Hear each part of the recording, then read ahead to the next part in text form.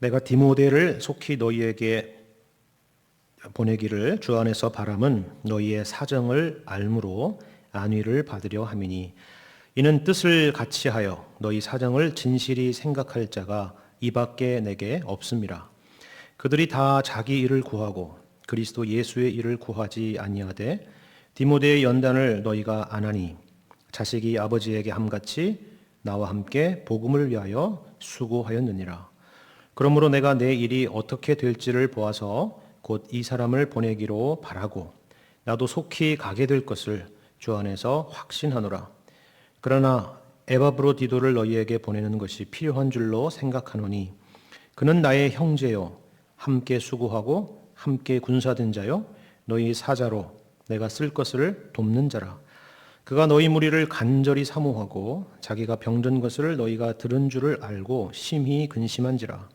그가 병들어 죽게 되었으나 하나님이 그를 긍휼히 여기셨고 그뿐 아니라 또 나를 긍휼히 여기사 내 근심 위에 근심을 면하게 하셨느니라.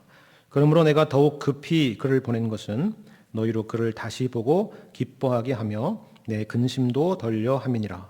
이러므로 너희가 주 안에서 모든 기쁨으로 그를 영접하고 또 이와 같은 자들을 존귀히 여기라.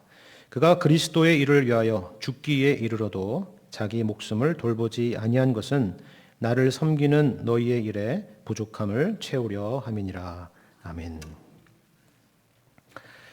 오늘 본문의 말씀은 두 인물이 등장하는 것을 여러분이 볼 수가 있을 겁니다. 한 사람은 디모데고요. 또 다른 한 사람은 에바브로디도라는 사람입니다. 그리고 사도 바울은 이 두 사람을 너희 가운데 보내기를 원한다라고 이야기하고 있습니다. 그런데 우리가 빌립보서 이 전체적인 내용을 봤을 때 이 부분이 조금 특이한 부분이라는 생각이 들게 됩니다. 왜냐하면 이런 부분 때문인데요. 우리는 지금 이제 매주 수요일 저녁에 이 자리에 모여가지고 이 본문의 말씀을 보고 있기 때문에 말씀을 같이 봉독하고 오늘은 디모데와 에바브로디도에 대한 이 두 사람에 대한 이야기를 오늘 밤에는 하나보다 이렇게 생각하잖아요. 하지만 빌립보서는 우리가 알다시피 우리가 이 수요일 밤에 모여서 이렇게 나눠 읽는 것처럼 그렇게 나눠 읽었던 서신이 아니라 최초에는 이 4장 전체가 하나의 서신이거든요. 그러니까 바울이 4번에 걸쳐서 보낸 서신도 아니고 이 하나 전체가 하나의 서신이라 하는 겁니다. 쉽게 말해서 빌립보 교회 성도들이 이 서신을 처음 접했을 때 오늘은 1장까지만 읽자, 내일은 2장을 읽자 이렇게 하지 않았다 하는 겁니다. 당시에는 이런 장 구분조차도 없었죠. 나중에 시대가 지나고 이 서신이 신약 성경의 27권 안으로 들어오게 되었을 때는 우리처럼 읽었겠지만 이 편지가 처음 쓰여지게 되었을 때 그 최초의 독자였던 이 빌립보 교회 성도들에게는 하나의 전체적인 이야기로 이 편지가 읽혀졌으리라 하는 겁니다. 말 그대로 편지이기 때문에 그렇습니다. 편지를 나눠서 읽는 사람은 별로 없죠. 그렇죠? 제가 이 말씀을 드리는 이유가 있습니다. 그렇다면 그런 의미로 우리가 이 편지, 하나의 편지로 이해한다면 오늘 본문의 말씀은, 본문의 내용은 조금 구성상 특이한 부분이 있다 하는 겁니다. 서신에 어떤 인물에 대한 이야기가 등장하고 또 그 사람은 어떤 사람이다, 그 사람을 문안해라, 그 사람을 칭찬해라, 그 사람을 기억해줘라 하는 이런 이야기들은 보통 서신의 초반도 아니고 중반도 아니고 결론부에 주로 많이 등장하거든요. 그렇죠? 예를 들어서 여러분 로마서 마지막 장인 16장 말씀을 한번 읽어보시기를 바랍니다. 그러면 그 수많은 사람들의 목록들이 쭉 등장하는 것을 볼 수가 있습니다. 일종의 마무리 인사 겸 문안 인사 그런 내용들입니다. 물론 빌립보서 이 말씀도 나중에 4장을 보시면 아시겠지만 로마서 말씀처럼 그렇게 긴 목록은 갖고 있지는 않지만 그와 같은 형식으로 마무리되는 것은 사실입니다. 아주 짧게 마무리됩니다. 하지만 오늘 보시는 것처럼 그런 것과는 별도로 이렇게 빌립보서처럼 한 중간에 디모데와 에바브로디도에 대한 이야기가 등장하고 있는 것은 좀 특이한 부분이라 하는 거예요. 그것도 짧은 이야기가 아니라 상당히 긴 이야기로 설명되고 있죠. 19절부터 30절까지 설명하고 있기 때문에 그렇습니다. 그렇다면 이것은 과연 어떤 의도일까요? 물론 우리가 읽은 말씀처럼 표면적으로 보자면 지금 빌립보 교회에 이 바울의 현재의 사정을 전달할 사람으로 소개하는 그런 의미가 있습니다. 하지만 그런 의도와는 별도로 이 두 사람에 대한 이야기 자체로 이 빌립보 교회 성도들에게 어떤 교훈을 주려고 하고 있다라는 것을 우리는 파악할 수 있어야 된다 하는 거예요. 원래 이 훌륭한 교사, 훌륭한 선생님은요, 하나의 가르침으로 여러 가지 효과를 노리는 그런 법이죠. 바울이 그런 탁월한 선생님이었습니다. 탁월한 교사였습니다. 그렇다면 사도 바울은 어떤 의도를 가지고 지금 이 디모데와 에바브로디도 이야기를 하고 있는 것일까요? 보세요. 2장은 우리가 살펴봤듯이 그리스도의 낮아지심과 그리고 복종에 대한 그런 웅장한 찬송에 대한 내용이었습니다. 그리고 이 찬송, 예수님의 이 낮아지심에 대한, 이 겸손에 대한 이 찬송은 그리스도 예수의 마음을 품으라, 그리스도 예수의 마음으로 한 마음이 되어야 된다라고 하는 사도 바울의 명령의 맥락 가운데 있었던 거였습니다. 근데 이 내용들은 여러분 보시는 것처럼 상당히 큰 이야기죠. 그리고 우리가 정말 따라야 될 길은 분명한데 그 예수님께서 낮아지시고 겸손하게 이 땅 가운데 성육신하시고 또 순종하시고 십자가에 죽으시기까지 했다라는 그런 내용들은 우리가 그것을 그대로 적용하기에는 사실 좀 굉장히 뭐랄까요, 부담스러운 그런 내용일 수가 있는 겁니다. 우리가 아무리 예수님을 따른다고 해도 하나님의 본체이신 예수님께서 영광을 비우시고 종의 모습으로 오신 것을 우리가 따른다는 것은 사실 뭐 정직하게 얘기하자면 참 흉내내기도 어려운 그런 이야기이기 때문에 그렇습니다. 거기다가 죽기까지 복종하시고 십자가에 죽으셨다라는 것은 또 어떻게 우리가 과연 본받을 수 있을까요? 물론 목표가 그렇다. 우리 신자들이 그와 같은 방향으로 가야 된다. 그렇게 가야 되고 또 그렇게 우리를 인도하실 일이지만 이것은 글쎄 뭐라고 할까요? 요즘 표현으로 하자면 넘사벽 같은 그런 이야기일 수 있을 겁니다. 제가 이제 이쯤 여러분에게 말씀을 드리면 사도 바울이 왜 오늘 본문에서 이 디모데와 에바브로디도를 언급하게 되었을까 하는 것을 이제 금방 눈치를 채실 수가 있을 것 같습니다. 일종의 역할 모델이죠. 롤 모델입니다. 완벽한 사람이라는 말이 아니라 정말 예수님의 낮아지심과 같이 정말 그렇게 살아가기로 힘쓰는 우리가 보고 배울 만한 사람이 저 멀리 있는 것이 아니라 너희 곁에 있다. 지금 그 이야기를 하는 거예요. 그것도 둘 다 이 빌립보 교회와 무관한 사람들이 아니라 이 빌립보 교회와 아주 밀접한 사람이라는 것을 여러분이 염두에 둘 필요가 있습니다. 지금 모세 이야기를 하는 것이 아니고요. 지금 무슨 다윗 이야기를 하는 것도 아닙니다. 다니엘 이야기를 하고 있는 것도 아니에요. 디모데는 빌립보 교회를 처음 개척할 때부터 지금까지 거의 10여 년 가까이 빌립보 성도들과 늘 함께했던 그런 사역자고 또 서로가 너무나도 잘 알고 있는 그런 관계의 사람입니다. 그래서 21절에 21절인가요? 예. 내용을 보면 22절의 말씀을 보시면 뭐라고 되어 시작하냐면 22절에 어떻게 시작하냐면 디모데의 연단을 너희가 안 하니 이렇게 얘기하잖아요. 그죠? 디모데의 연단을 너희가 알고 있지 않느냐 이렇게 말하고 있는 거예요. 그러니까 에바브로디도는 그럼 뭐냐? 에바브로디도는 빌립보 교회의 성도였으니까 그럼 당연히 알고 있겠죠. 그렇죠? 그렇습니다. 이 두 사람을 등장시키는 이유는 바로 그런 이유예요. 단지 교리를 가르치는 것으로 그치는 것이 아니라 단지 예수님을 본받자는 어떤 분들에게는 너무나 멀리만 느껴지는 그런 이야기를 하려는 것이 아니라 가장 가까운 곳에 항상 성도들 곁에 있던 이 두 사람을 언급함으로써 이 사람들이 바로 예수님을 본받으려고 애썼던 사람이다.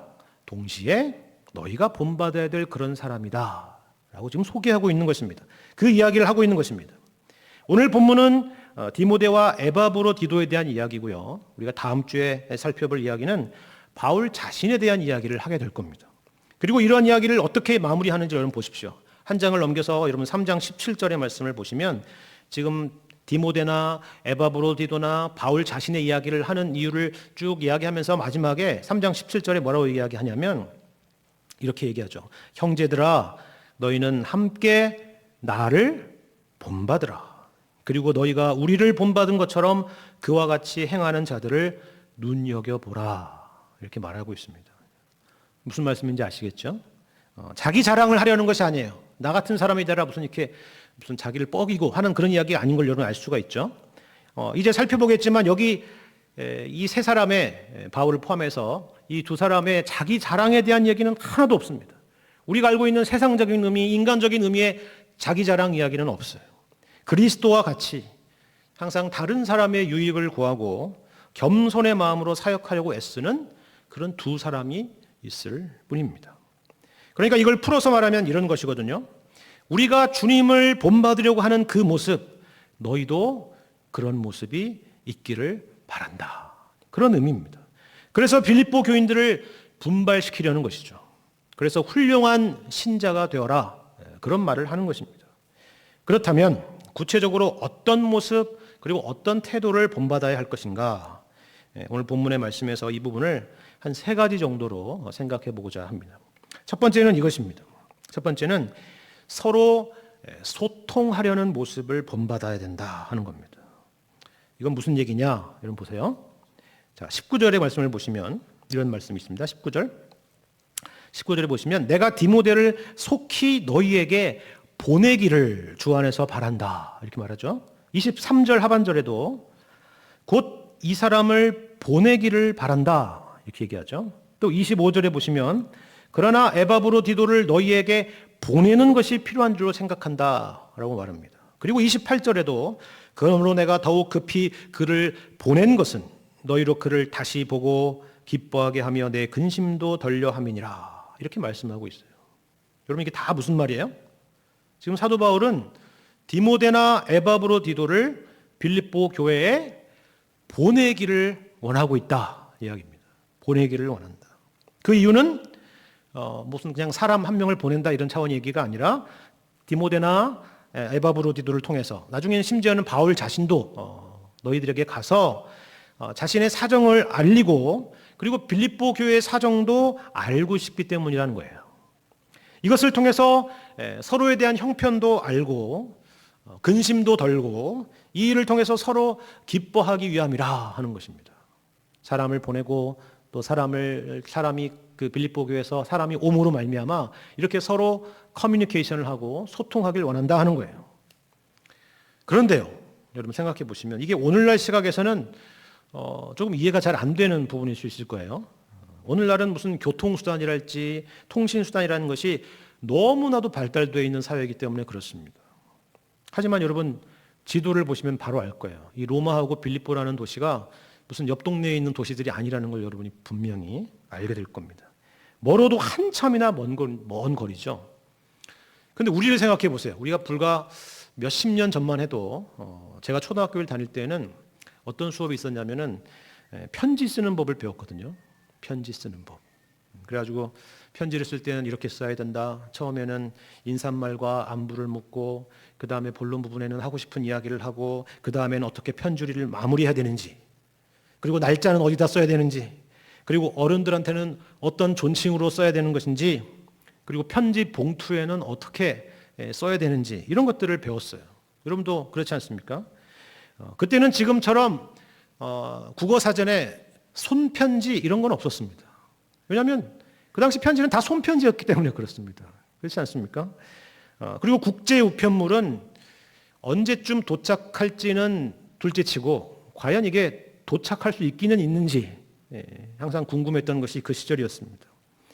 그리고 고등학교 시절에는 제가 고등학교 시절에는 삐삐라는 게 있었습니다. 삐삐 호출기라고 하는 삐삐가 있었는데요.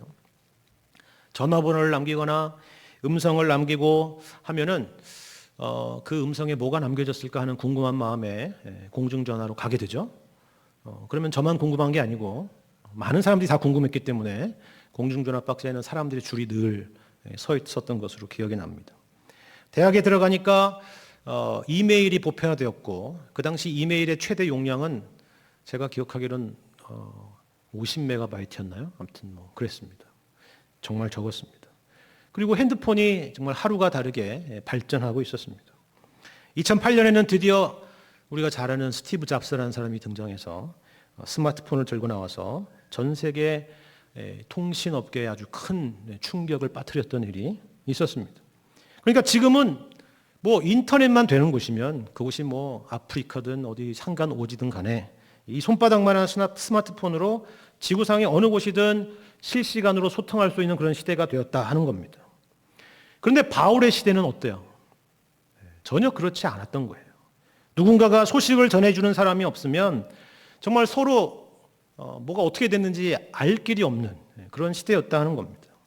그래서 이 디모데나 에바브로디도 같은 그런 사람이 필요했던 것입니다. 하지만 지금과 같은 교통수단이 그렇게 발달됐던 시대도 아니고 먼 길을 가다가 여러 위협을 만나는 것이 정말 너무나도 흔한 일이었습니다. 그래서 사도 바울은 고린도후서에서 이런 고백을 해요. 내가 여러 번 여행하면서 강의 위험과 강도의 위험과 동족의 위험과 이방인의 위험과 시내의 위험과 광야의 위험과 바다의 위험을 겪었다라고 얘기합니다. 그 당시에 아무리 모든 길은 로마로 통한다 하고 그 당시 도로가 발달했다 할지라도 이게 바울이 겪었던 그 당시의 현실이었다 하는 거예요. 여러분 사도행전을 보시면 사도 바울이 결코 혼자 선교하러 다녔던 것이 아니었다는 것을 알 수가 있죠. 왜냐하면 사도행전을 보시면 주어가 우리가 이런 표현이 많이 등장하거든요. 우리라는 것은 복수형이잖아요. 그 팀이 있었다는 겁니다. 근데 그렇게 팀으로 다녀도 이런 위협이 있었다면은 이 디모데나 에바브로도의 여행길이라는 것은 결코 쉽지 않은 그런 여행길이었을 것이라는 것은 우리가 충분히 짐작할 수 있다 하는 겁니다. 하지만 여러분 본문에서 바울의 노력을 한번 보시기를 바랍니다. 바로 이들을 보내기 위해서 힘쓰고 있습니다. 이유는 서로의 사정을 알고 오해도 풀고 근심도 덜고 또 서로를 위로하고 격려하고 또 서로 기뻐하기 위해서라고 말하고 있습니다. 여러분 이것은 사실 너무나도 중요한 이야기입니다. 이게 뭐 그냥 가벼운 것이 아니고요. 누군가 나를 위해서 걱정해주고 있다라는 거, 누군가 나를 위해서 기도해주고 있다라는 거, 나를 위해서 응원해주고 격려해주고 있다라는 것은 사실은 이것은 신앙생활을 우리가 해나가면서 굉장한 엄청난 힘이거든요. 더군다나 바울은 우리가 아시다시피 감옥에서 갇혀있는 그런 상태고 정말 너무나도 외롭고 힘든 시간을 보냈으리라는 것은 우리가 충분히 짐작할 수가 있습니다. 긴 병에 효자가 없다라는 그런 말이 있듯이 이처럼 사도 바울의 오래된 감옥 생활 때문에 사도 바울 곁에 있었던 많은 사람들도 떠났을 거라 우리는 생각을 해봅니다. 여러분 이걸 보시면 알아요. 여러분 20절의 말씀을 보시면 20절 이는 뜻을 같이 하여 너희 사정을 진실이 생각할 자가 이밖에 내게 없습니다. 이밖에라는 것은 디모데를 말하는 건데요. 디모데밖에 내게 없습니다. 그들이 다 자기 일을 구하고 그리스도 예수의 일을 구하지 아니했다라고 말하고 있는 대목입니다. 이건 약간 과장된 이야기처럼 보이기는 하지만 또한 사실이기도 했을 겁니다. 천하의 바울인데 어떻게 그럴 수 있었을까? 바울의 주변에는 언제나 사람들이 많이 몰리고 격려하고 바울 선생님 하면서 찾아오는 그런 그림이 아니었을까라고 생각하겠지만 여러분 예수님도 생각해 보세요. 바울이 아니라 예수님. 겟세마네 동산에서 예수님께서 제자들에게 했던 그런 당부가 있었죠. 어떤 당부였습니까? 내 마음이 매우 고민하여 죽게 되었으니 너희는 여기 머물러 나와 함께 깨어 있으라 그랬죠. 그래서 어땠습니까? 제자들이 깨어서 함께 있었습니까? 다 잤죠. 그렇습니다. 인성을 가지신 예수님의 이 모습 별다를 바 없었다는 것을 우리가 확인하게 되는 거예요. 또 다른 한편으로는 이 빌립보 교회 성도들도 마찬가지였겠죠. 바울에게서부터 오랫동안 소식을 듣지 못하니까 여러 오해들이랄지 걱정들이랄지 염려들이 쌓였을 것입니다. 마치 이산 가족처럼 그런 마음들이 있었을 거라는 생각을 해봐요. 그런데요, 제가 앞서서 오늘날은 통신수단이 엄청나게 발달한 사회라고 말씀을 드렸는데 많은 사람들이 어찌된 일인지 옛날보다도 오히려 더 외롭고 소외감도 더 많이 느끼고 우울감도 더 많이 느끼는 그런 시대가 되었다라고 다들 고백을 하죠. 이것은 과연 무슨 아이러니일까 이런 생각이 들기도 합니다. 디모데를 속히 보내고자 하는 그런 마음, 디모데가 사정이 여의치가 않으니까 대신하여 에바브로디도라도 급히 보내고자 하는 마음, 그리고 자기도 속히 풀려나게 된다면 너희들에게 속히 가고 싶다라고 했던 그런 바울의 마음, 우리가 기억하고 따라야 될 그런 마음이라 하는 겁니다. 이런 소통을 통해서 서로 간에 안부를 묻고 오해를 풀고 서로를 응원하고 격려하고 세워주는 그런 대화, 그런 통화, 그런 카톡, 그런 메시지, 그런 것들이 우리에게 너무나 많이 필요한 시대다 하는 겁니다. 속으로 그런 마음을 품고 기도하고 하는 것도 필요하지만, 물론 그런 것도 필요하지만 실제로 대면하여 만나서 실제로 그렇게 행동으로 표현하는 것도 필요하다라는 말씀입니다. 바울도 왜 마음이 없었겠고 왜 기도하지 않았겠습니까? 우리가 1장에서 보았던 것처럼 바울은 너희를 생각할 때마다 하나님께 감사하고 간구할 때마다 너희를 위해 기쁨으로 항상 간구했다라고 했거든요.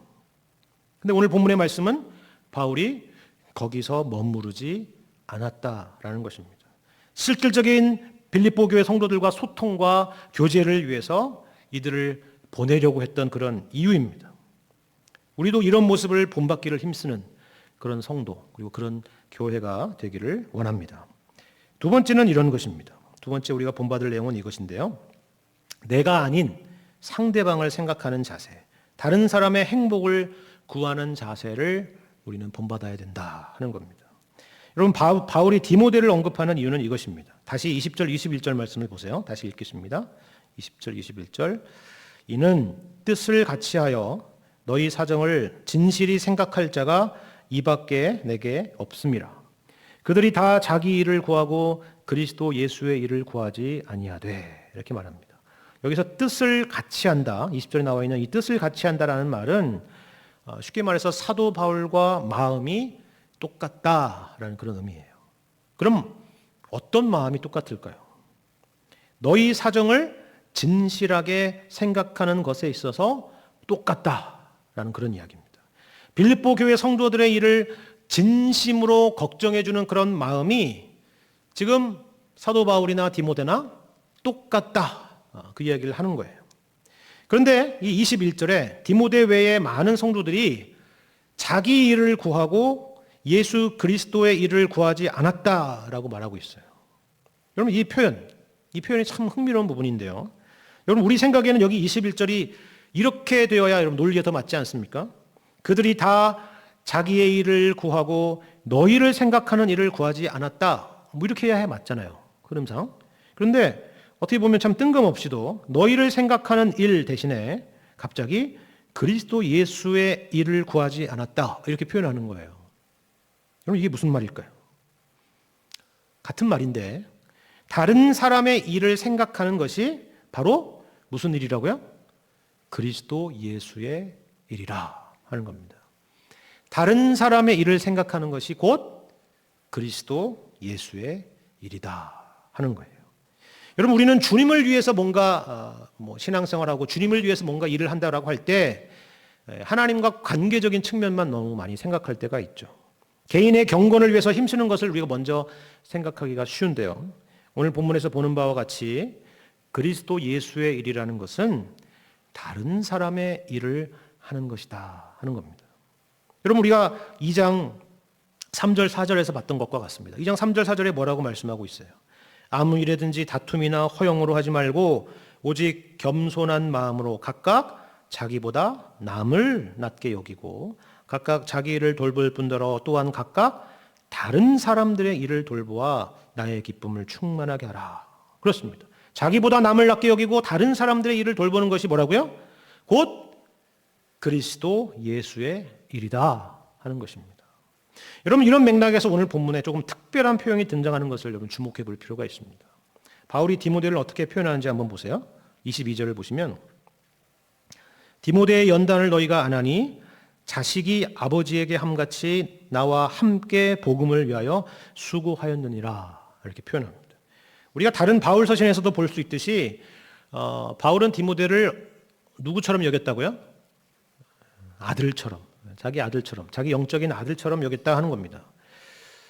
그런데 우리는 이것을 보고 이 바울하고 디모데가 나이 차이가 그런 부자지간 정도 됐나 보다, 뭐 이렇게 생각하기 쉬울 거예요. 아니면 뭐 꼭 나이 차이가 아니더라도 바울이 디모데보다 당연히 믿음의 선배이고 스승이니까, 특별히 아끼는 제자니까 아들처럼 여겼다, 이렇게 생각하기가 쉬울 거예요. 그런데 사실 그런 의미도 없지 않아 있겠지만, 사실 그런 의미보다는 이런 의미가 있습니다. 오늘날 생각하는 그런 아버지와 아들과의 관계는, 그 당시에는 여기서 아버지와 아들의 관계라는 것은 조금 다른 의미인데요. 당시 그레코 로만 사회에서 아버지와 아들이라는 관계는 사실 견습생이라는 의미가 더 강했습니다. 견습생. 무슨 말이냐면 이런 거예요. 당시에는, 지금은 어떻습니까? 아버지가 어떤 직업을 갖고 있으면 아들도 그 직업을 갖나요? 그러기도 하죠. 근데 꼭 그렇지는 않습니다. 근데 당시에는 어떠냐면 아버지의 직업이 곧 아들의 직업이었습니다. 무슨 천재지변이랄지 전쟁이랄지 무슨 특별한 일이 있지 않는 한 아버지가 하는 일을 아들이 그대로 이어받는 일이었어요. 그러니까 아버지가 농부면 자식도 농부입니다. 아버지가 무슨 목수면 예수님처럼, 요셉과 예수님처럼 아들도 목수의 일을 배웠습니다. 아버지가 빵을 만드는 사람이면 아들도 역시나 제빵사가 되었던 것입니다. 그러니까 아들은 자라면서 아버지 곁에서 같은 직종의 일을 하면서 기술을 익히고 배우는 것이죠. 그래서 아버지의 일이 아들의 일이 되는 것입니다. 자신의 일이 되는 것입니다. 여러분, 요한복음 말씀을 보시면 이런 표현들을 많이 보실 거예요. 예수님께서 항상 하시는 말씀인데, 나와 아버지는 하나이니라. 아버지께서 일하시니 나도 일한다. 이런 말씀들입니다. 이게 바로 그런 의미예요. 그러니까 물론 이것은 아버지와 아들의 관계에서, 아버지가 성부 하나님이요 자신이 성자 예수님이라는 그런 관계적 차원에서, 존재론적 차원에서, 삼위일체적인 이 안에서 이해하는 것도 맞지만, 동시에 이게 어떤 의미를 갖고 있냐면 사역적 차원의 의미를 갖고 있다 하는 것입니다. 다시 말해서 예수님께서 지금 행하시는 일이라는 것은 무슨 독단적인 일이랄지, 예수님 자신이 무슨 계획하고 뜻하고 생각하는 일을 펼쳐가는 것이 아니라, 아버지께서 이미 구약에서부터 지금까지 아버지께서 너희 가운데 행하고자 하시는 그 일이다. 그 일이 바로 나를 통해서 나타나는 것이다 라는 것을 이야기할 때 이런 표현을 많이 쓰신다 하는 겁니다. 그리고 이것이 바로 요한복음 전체의 주제 중에 하나였던 것입니다. 마찬가지로 지금 바울이 디모데를 아들이라고 하는 이유가 바로 그것이에요. 디모데는 지금 누구의 일을 하고 있다? 나와 동일한 일을 하고 있다. 그런 얘기입니다. 나와 같이 복음을 위한 일에 수고하고 있다, 그 얘기입니다. 그런데 여기 이 수고하고 있다라는 말은 사실 원어를 보시면 종으로 섬기고 있다라는 그런 의미예요. 종으로 섬기고 있다. 그러니까 여기 나와 있는 말씀처럼 나와 함께 복음을 위해 종으로 섬기고 있다, 이런 의미입니다. 바울은 내가 연장자니까, 내가 너한테 복음을 전하는 사람이니까, 내가 더 높은 사람이니까, 내가 너의 위에 있고 디모데는 내 밑에 있는 사람이라고 말하지 않습니다. 디모데가 자기를 섬기고 있다 이렇게 말하고 있지도 않아요. 자신과 함께 복음을 위해 함께 종으로서 섬기고 있다. 같은 일을 하고 있다라고 말하고 있는 것입니다. 여러분, 이것은 에바브로디도에게도 마찬가지인데요. 25절을 보시기 바랍니다. 25절. 디모데만이 아니라 에바브로디도에게도 마찬가지입니다. 25절. 그러나 에바브로디도를 너희에게 보내는 것이 필요한 줄로 생각하노니 그는 나의 형제요 함께 수고하고 함께 군사된 자요 너희 사자로 내가 쓸 것을 돕는 자라라고 하고 있습니다. 그럼 여기 등장하는 표현을 보세요. 총 5가지인데요. 에바브로디도는 나의 형제다, 함께 수고하는 자다, 함께 군사된 자다, 너희 사자다, 나의 쓸 것을 돕는 자다라고 얘기하고 있습니다. 뒤에 5개 중에 뒤에 2가지는 빌립보 교회에서 바울에게 해당되는 그런 관계고요. 앞에 이 3가지는 바울이 빌립보 교회를 향한 그런 관계에서 이야기하는 표현들입니다. 나의 형제다, 함께 수고하는 자다, 함께 군사된 자다, 이 얘기입니다. 여기 특별히 여러분 나의 형제라는 표현이 보이시죠? 나의 형제. 디모데는 아들이고 에바브로디도는 형제니까 나이가 누가 더 많을까요? 에바브로디도가 더 많을까요? 그런 식으로 보면 안 된다는 거예요. 그런 식으로. 그런 의미가 아니라는 겁니다. 함께 동역하는 동역자다. 그런 이야기입니다. 원팀이라 하는 말입니다. 무엇을 위한 원팀이요? 자기를 위한 원팀이 아니라 다른 사람을 위한, 다른 사람의 안위와 행복을 위한 그런 원팀이라 하는 겁니다.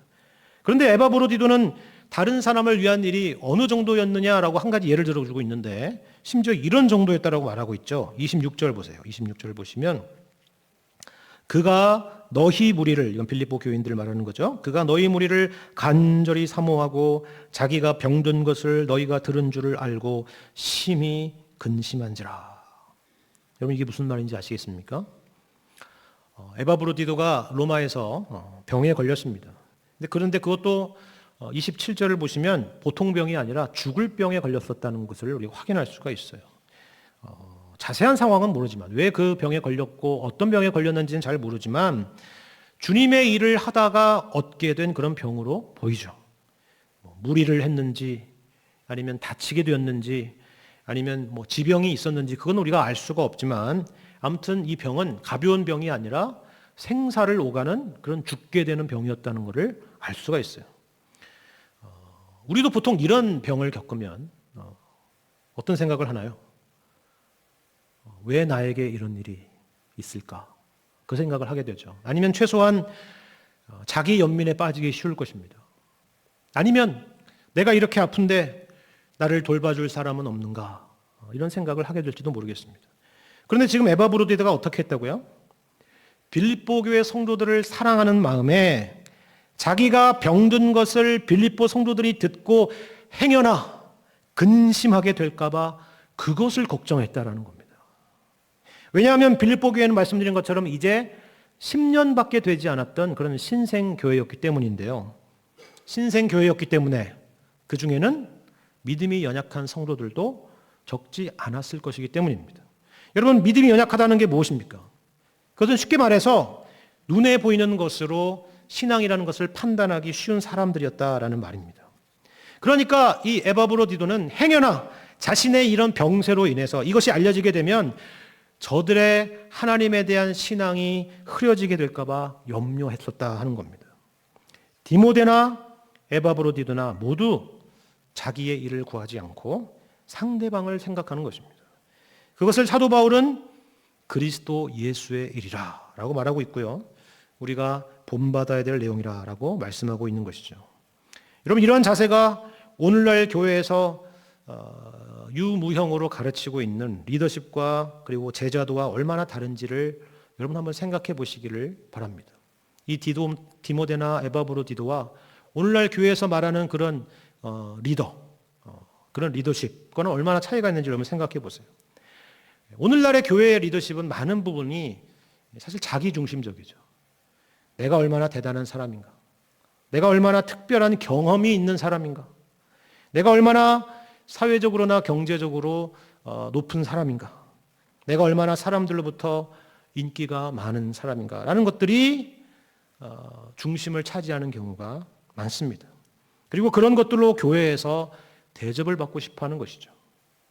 사도 바울과 같이 같은 형제요 함께 수고하고 함께 군사된 자로 그리스도를 섬기며 그리스도의 제자로 사람들을 인도하는 것이 아니라 그런 방식으로 사람들을 인도하는 것이 아니라 교회 안에서 신앙의 이름으로 주님의 제자를 만드는 것이 아니라 자기의 제자, 자기의 팔로워들을 만들려는 사람들이 태반인 그런 시대가 된 것입니다.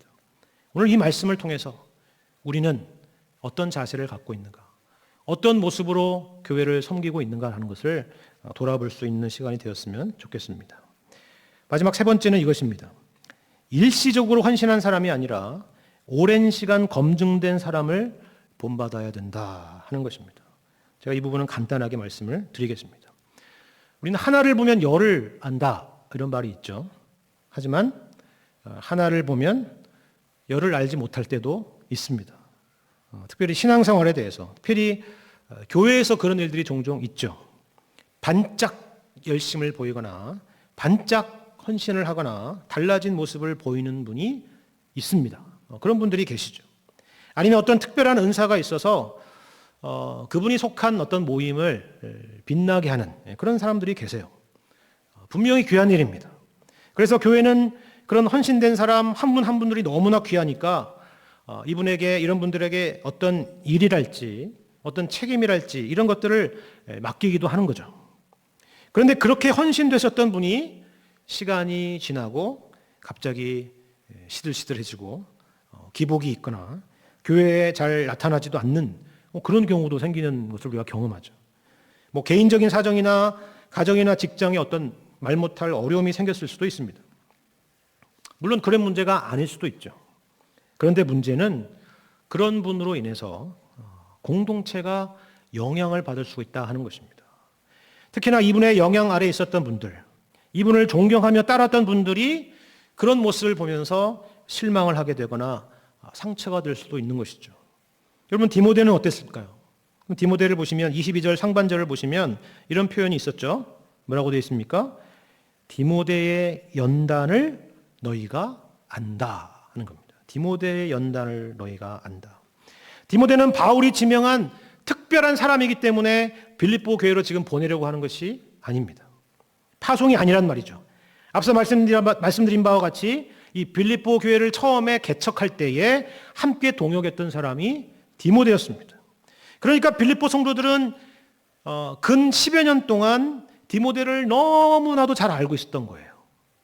너희가 안다라는 말이 바로 그런 의미를 담고 있는 거죠. 디모데에 대해서는 두말할 필요가 없지 않느냐라는 그 얘기입니다. 그런데 다만 이 10여 년이라는 오랜 시간 동안 알고 지냈던 그런 사람이라서 이런 얘기를 하는 것이 아니에요. 무엇을 아느냐고 되어 있느냐면 디모데의 무엇을요? 연단을 안다는 겁니다. 연단. 여러분, 연단이라는 것은 그가 고난을 겪었다라는 것을 전제하는 그런 표현이죠. 그 고난의 시간을 통해서 증명된 사람이라는 것, 너희가 잘 알고 있지 않느냐 하는 겁니다. 빌립보 교회가 아주 힘들었던 시기에 자기 자리를 지키면서 묵묵하게 충성하고 헌신했던 그런 디모데의 모습이 여러분 그려지지 않습니까? 우리 가운데도 그런 성도님들이 분명히 계실 것입니다. 우리가 본받아야 될 그런 모습이라 하는 것이죠. 오늘 본문의 말씀에서 사실 더 생각해 볼 내용도 있겠지만 특별히 세 가지를 여러분에게 말씀을 드렸죠. 하나는 서로 소통하려는 모습을 본받아야 된다. 그리고 두 번째로는 다른 사람을 생각하고 다른 사람의 유익과 행복을 구하려는 그런 모습을 우리는 본받아야 된다. 그리고 방금 본 것처럼 일시적인 그런 반짝 헌신이 아니라 오랜 시간 검증된 그런 인내의 사람들 우리가 교회 안에서 본받아야 된다 하는 그런 이야기입니다. 그리고 이런 모습에 가까운 예로 빌립보 교회 성도들이라면 누구나 다 아는 디모데와 에바브로디도를 등장시켰다라고 말씀을 드렸습니다. 여러분, 우리 송파제 교회는 누가 이런 분이 있을까요? 어떤 분이 여기에 해당되는 그런 분일까요? 완벽하고 대단한 분이 아니어도 좋습니다. 그런 분이 있을 수도 없죠. 하나님께서 생각해 보시면 하나님께서 빌립보 성도들 앞에 디모데와 에바브로디도를 두시고 그리고 이 두 사람 앞에 바울을 두시고 그리고 그 바울 앞에 예수 그리스도를 두신 것처럼 우리가 생각해 보는 겁니다. 우리에게도 그렇게 너무 멀리 있어서 도무지 도달할 수 없는 그래서 그냥 포기하고 마는 그런 사람이 아니라 바로 우리의 한 걸음 그 앞에 주님의 성품을 닮은 그런 믿음의 선배, 믿음의 동역자가 계시다면 그분을 가까이 보면서 주님 닮은 모습을 닮아가는 것입니다. 그리고 우리 역시 믿음의 후배와 또 동역자들에게 그런 모습이 되어야 되겠다라고 다짐을 하고 또 그렇게 힘쓰는 것이죠. 그래서 우리 모두 예수님 닮기에 힘쓰는 그리고 같이 함께 주님 가신 길을 걸어가는 그런 믿음의 형제와 자매가 되는 것입니다. 그것이 바로 주님이 우리를 교회라는 공동체로 묶으신 주님이 기뻐하시는 일이라는 것을 여러분이 기억하시기를 바랍니다. 이처럼 우리 안에 아름다운 그런 신앙의 모범들이 많아져서 서로에게 도전이 되고 격려가 되고 응원이 되어서 그렇게 서로 주님 닮아가기에 힘써 가시는 우리 송파제일교회 모든 성도님들이 다 되시기를 우리 주님의 이름으로 간절히 축원합니다.